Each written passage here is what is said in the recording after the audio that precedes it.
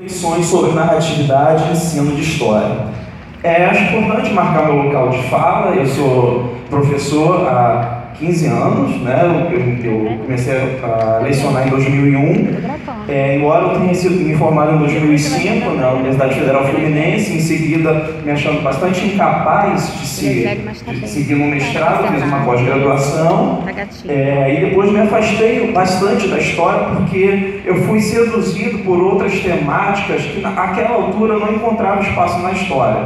Essas temáticas são principalmente as temáticas de gênero e sexualidade, porque dialogavam com a minha história de vida e com a minha militância em direitos humanos. Então,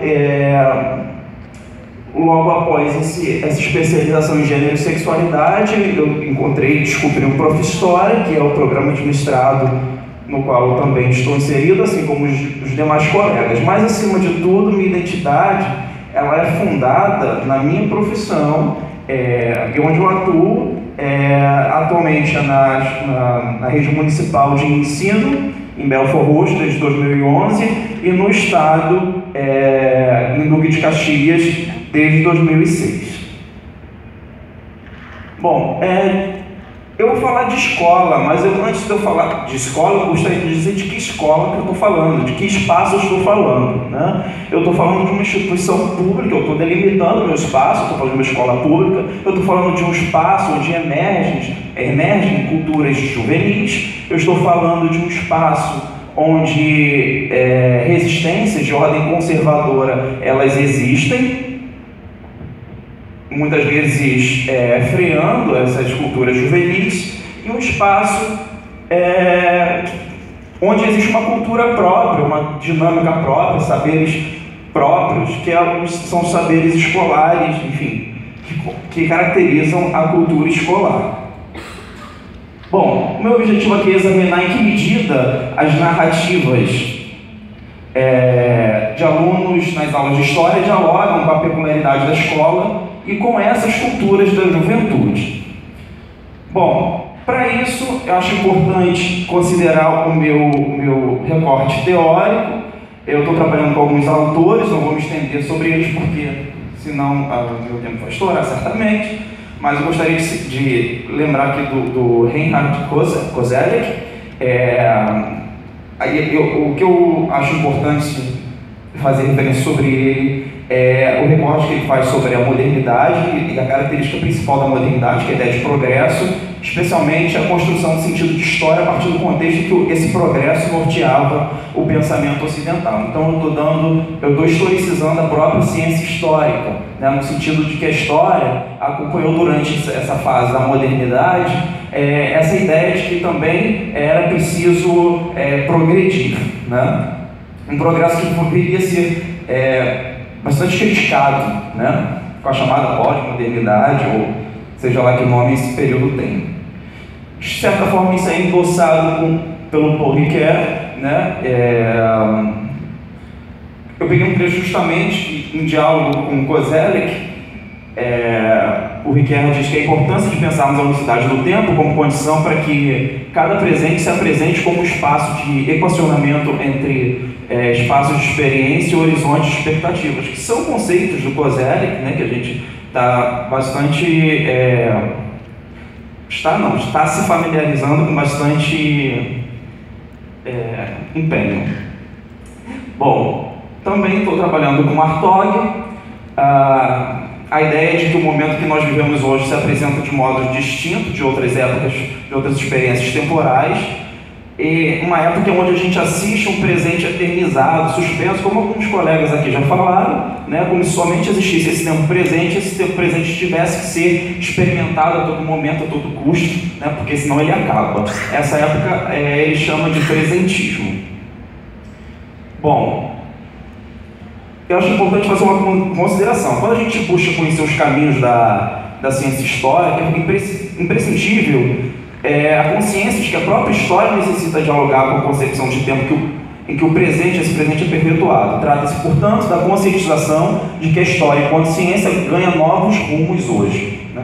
Os pesquisadores de história, quando eles tentaram se libertar, se desvincular da história positivista, que era atrelada a uma narrativa linear dos acontecimentos, dos fatos, né? Era um modelo cientificista, principalmente no século XIX, esses historiadores trataram de se esquivar da possibilidade de conjugar a narratividade com o estatuto da história. Então, no seio da história ligada ao progresso, a narratividade ela foi meio que deixada de lado, porque ela estaria ligada ao positivismo, a uma história positivista.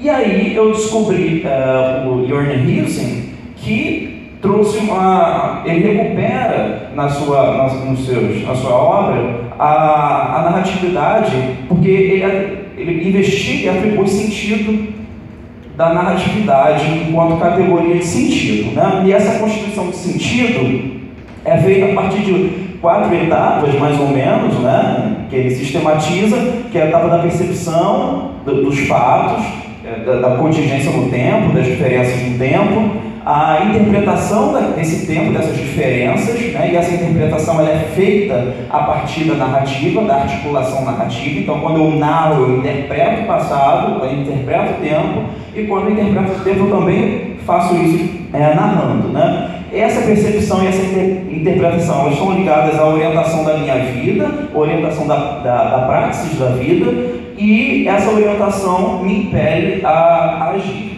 Então, eu poderia resumir isso nesse esqueminha de percepção, interpretação, orientação e motivação.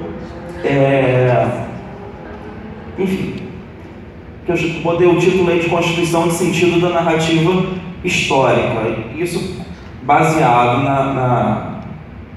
nas colaborações de Huising. Bom,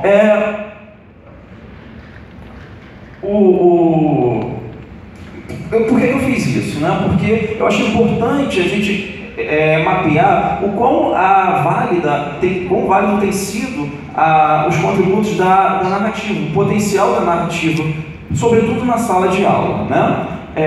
Porque a narrativa é a testemunha do tempo que passa, ela é a voz dos sujeitos que interpretam a passagem do tempo dando sentido ao presente e não raro ao futuro em projeção, né? Basta a gente lembrar do De Volta para o Futuro. O esforço de narrar é o esforço de interpretar o que não existe e que passa a existir por meio do verbo, seja ele traço, imagem, fala, enfim, né? Quando a gente narra, a gente evoca a faculdade da lembrança, elegendo o que será dito e o que não será dito, né? Assim se constrói um discurso de memória, tendo como personagem central a narrativa dos sujeitos. Então, eu estou ligando a narrativa aos caminhos da memória, e nesse sentido surgiu um projeto que está ligado a um projeto de dissertação, que é o Museu da Lembrança, que é esse que vocês estão vendo aí, que é o Laboratório de Memória do Colégio Estadual Evangelina Porto da Mota, que é o meu local de fala, que é onde eu trabalho. Essa aí é a escola onde eu trabalho, o Colégio Estadual Evangelina Porto da Mota, localizado no 1º distrito de Duque de Caxias, Baixada Fluminense, Rio de Janeiro, bairro Doutor Laureano.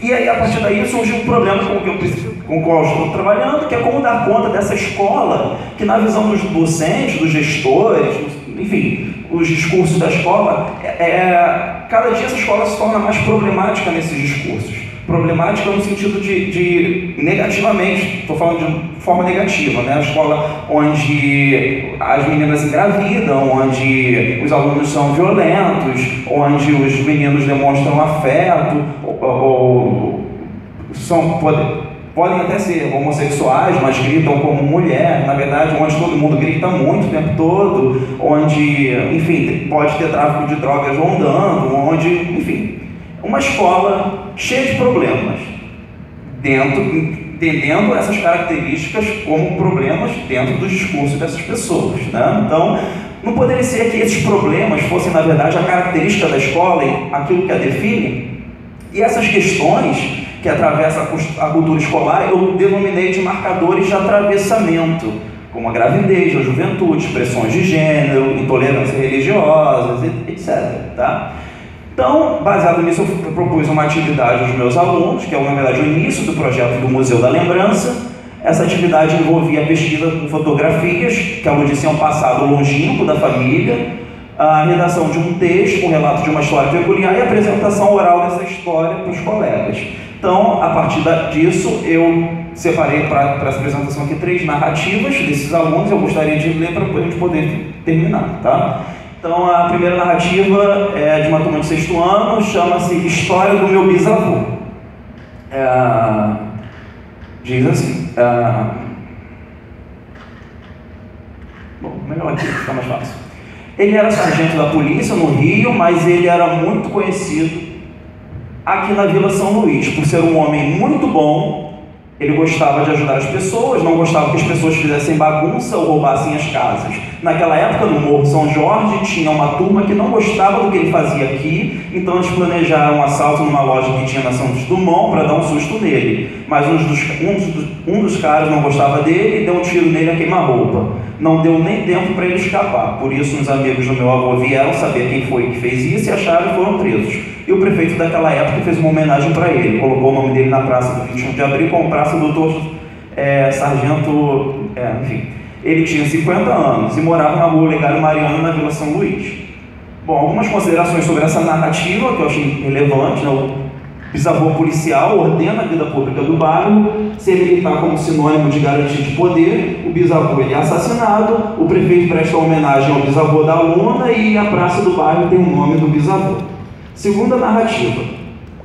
Essa entrevista foi feita com fulana, que tem 92 anos, nascida em 22, em Natal, no Rio Grande do Norte, Brasil, e a minha bisavó. Ela conta da sua infância humilde, porém feliz. Viviam ela e seus pais, 4 irmãs, a família trabalhava na roça, plantava milho, feijão e vários outros alimentos, que usavam para o consumo próprio, também trabalhavam colhendo algodão, tomavam banho no rio de água doce, brincavam de boneca de pano, que era feita pela própria mãe, assim como também as roupas que ela usava. Ela contou que batiam palha na canela com pó de saia, derretiam no tacho, viravam mel e dele faziam vela e vários utensílios para casa. Quando se casou, veio morar no Rio de Janeiro, teve 9 filhos, 6 estão vivos. Ela conta que sua infância foi maravilhosa, uma alimentação saudável, que não era como agora, que eles botam tanta química nos alimentos que as pessoas não eram tão estressadas como hoje, e que apesar de os remédios serem ervas medicinais, se vivia melhor e tinha mais saúde.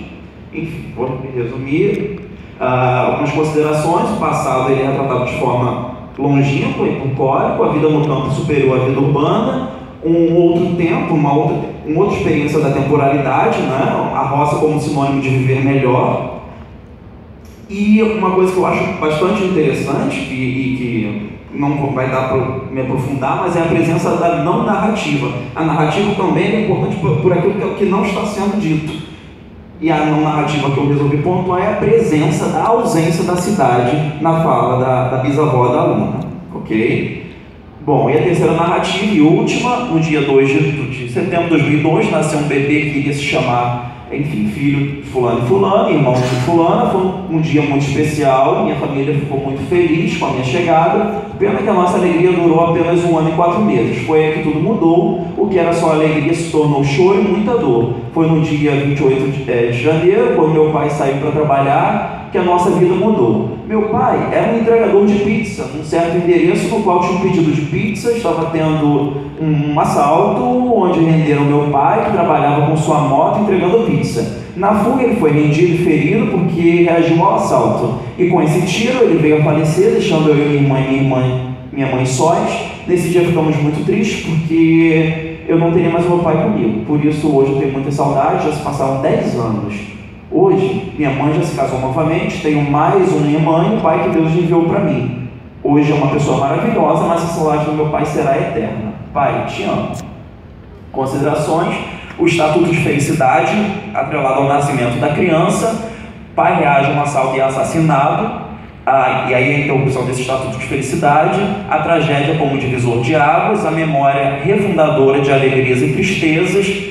E os 10 anos, e aí uma brincadeira com o nome do livro Isso. Quanto tempo o tempo tem? Porque eu fiz questão de pontuar isso. Porque uma colega falou aqui sobre, a Alicia falou sobre a ditadura e, enfim, a gente falou assim, mas a ditadura está muito longe do universo do aluno, e está mesmo, sabe? Esses 10 anos para esse menino são 10, cada ano é uma eternidade para ele, porque a cada ano que passa, obviamente ele não lembra quando o pai dele morreu, ele tinha 1 ano, talvez, de idade, 1 ano e 4 meses, mas essa história é recontada para a família, e os sofrimentos são reinventados a cada ano que passa, a cada aniversário de morte do pai. Então 10 anos para ele é muita coisa, porque além dele não ter essa percepção da dificuldade de perceber o tempo em si, né, cronologicamente, a saudade interfere na percepção do tempo. Então às vezes a gente, quando é professor, não tem ideia de como o aluno percebe essas dimensões temporais, porque sentimentos, expectativas, anseios e as experiências de sofrimento deles também interferem na forma como eles percebem o tempo. Então, para isso, resumindo e concluindo, um marcador de atravessamento dessas 3 narrativas, no meu entender, foi a violência urbana, inclusive na segunda narrativa, onde a violência não é mencionada, ela é a não narrativa, ok? O tempo presente aliado à cultura escolar e à narrativa, e finalizando com a pergunta que todos nós já experimentamos, todos e todas nós, para que serve a história? Olha, eu não tenho uma resposta para que serve a história, mas eu acho que seja lá a resposta que for, essa resposta ela tem que dialogar com uma realidade transformável, possível de mudança, possível de ser transformada. Ela tem que estar ligada, e aí eu bastante inspirado, confesso, no Husserl, na busca de sentido para desse passado, desse tempo. Ele tem que ter um sentido na minha vida prática, e trazendo o conceito de praxis da vida, ou de vida prática, como preferirem, do Husserl, né, como importante, como para atribuir sentido ao aprendizado histórico. É isso.